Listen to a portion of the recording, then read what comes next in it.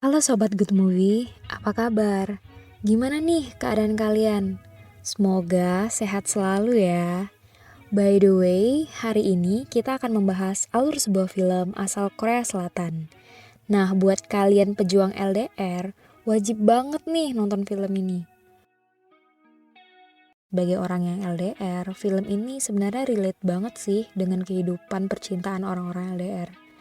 Film ini dibintangi oleh Jang Kyung, Choi Subin, dan juga Crystal Jung.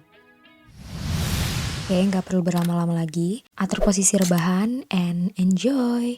Film dimulai dengan memperlihatkan sosok pria gendut bernama Hyuk yang tiba-tiba menderita hepatitis B yang membuat badannya menguning. Dia pun segera dirawat di rumah sakit. Kedua orang tuanya sangat takut tertular dengan penyakitnya. Bahkan mereka menjaga jarak kepada Hyuk. Begitu juga dengan pasien-pasien yang berada dalam satu ruangan dengan Hyuk. Mereka pun sangat takut tertular dengan penyakitnya Hyuk.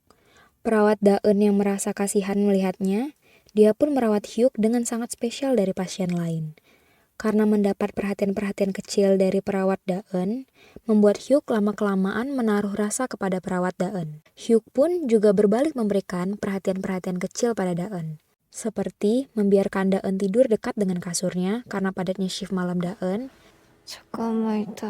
menemani ketika bekerja, dan sering membagikan makanannya pada Daeun. Seiring berjalannya waktu, Hyuk pun dan Daeun semakin dekat. Beberapa hari setelah itu, Hyuk akan keluar dari rumah sakit. Namun, dia mencoba berpura-pura untuk tidak enak badan agar dia bisa dirawat kembali oleh Daeun. Namun ternyata di balik itu, Daeun ditegur oleh atasannya karena dia terlalu dekat dengan Hyuk dan membuat pekerjaan perawat lain juga semakin bertambah karena pasien terlalu lama dirawat di ruang tersebut. Daeun pun akhirnya mencoba untuk menjaga jarak dan menjauh dari Hyuk.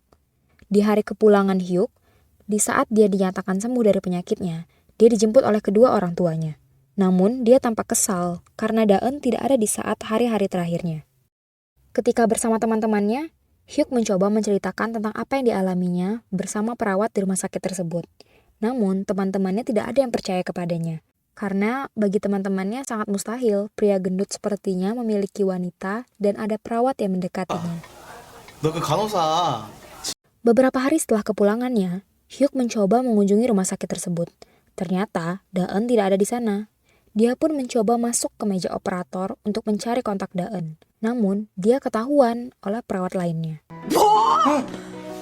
Hyuk pun mencoba mencari alasan dengan beralasan ingin mengunjungi teman-teman satu kamarnya sebelumnya. Ketika berpelukan dengan satu-satu teman di kamar rumah sakit tersebut, Hyuk selalu menghafal dan menyebutkan kontak Daeun agar dia tidak lupa. Setelah berada di rumah, ternyata Hyuk masih kurang 3 angka terakhir kontak Daeun. Dia pun berusaha menghubungi nomor tersebut satu persatu dengan acak sampai akhirnya dia nyambung ke ponselnya Daeun. Ketika langsung menyambung, Hyuk sangatlah grogi dan tidak bisa berkata apa-apa. Hyuk pun sedikit kaget dan Daeun pun bertanya dari mana Hyuk mendapat nomor teleponnya. Dengan sangat spontan, dia menanyakan perihal perhatian yang diberikan Daeun di rumah sakit kepada Daeun. Lalu, Daeun yang tidak enak badan mengatakan bahwa beberapa hari sebelumnya dia tidak bekerja dan tidak ada di rumah sakit. Dia pun sangat sendirian di rumahnya. Dia pun mengatakan apakah Hyuk mau mengunjunginya di rumahnya. Hyuk dengan segenap jiwa jonesnya pun langsung buru-buru meminjam mobil ayahnya untuk tancap gas ke rumah Daeun. Hyuk yang sangat gugup dan tidak bisa berkata-kata, hanya duduk diam di kamar Daeun. Hyuk yang merasa sebagai pria baik-baik pun tidak enak berlama-lama di rumah Daeun dan segera pamit pulang. Namun, Daeun meminta untuk menginap di rumahnya. Hyuk dengan jiwa jonesnya yang sudah meronta-ronta pun sangat bahagia dan senang dengan kode-kode yang dia inginkan akhirnya tersampaikan. Mereka pun tidur bersama dan terjadilah sedikit salah pegang di saat tidur. 뭐 하는 거예요? 실수입니다. Di pagi hari, Hyuk yang anak mami sangat rajin. Dia pun memasak makanan untuk Daeun sebelum bangun dan mengganti bola lampunya yang telah lama mati. Daeun yang telah lama tidak mendapat perhatian pun langsung menangis dan mencium Hyuk. Beberapa hari berlalu, cinta mereka pun semakin dalam.